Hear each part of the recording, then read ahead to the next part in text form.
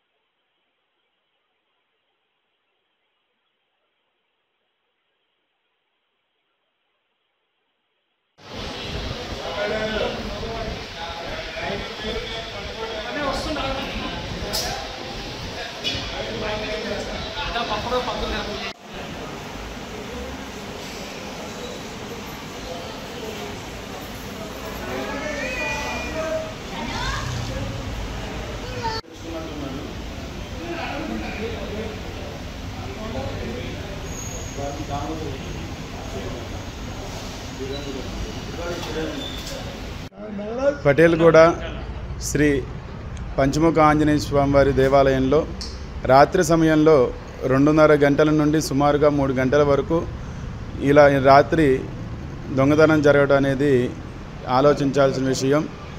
ఆలయంలో స్వామివారికి అలంకరించినటువంటి వెండి ఆభరణాలు దాదాపుగా 1 కిలో వరకు ఉంటుంది. అదేవిధంగా అమ్మవారి మెడలో ఉన్నటువంటి బంగారపు పుస్తెలు, మంగళసూత్రం 1 అరతులం వరకు ఉంటుంది. అదేవిధంగా భక్తుల కానుక హుండీల్లో కూడా. నా పేరు దామోదర్ రెడ్డి, ఆలయ చైర్మన్. ఇది దొంగతనం కావడము చాలా బాధాకరం. ఎందుకంటే మన టెంపుల్ యొక్క సేఫ్టీ గురించి కూడా అన్ని సెంట్రల్ లాక్స్ కూడా ఏర్పాటు చేయడం జరిగింది. అతను రాత్రి దాదాపు 2:30 గంటలకు వచ్చాడు.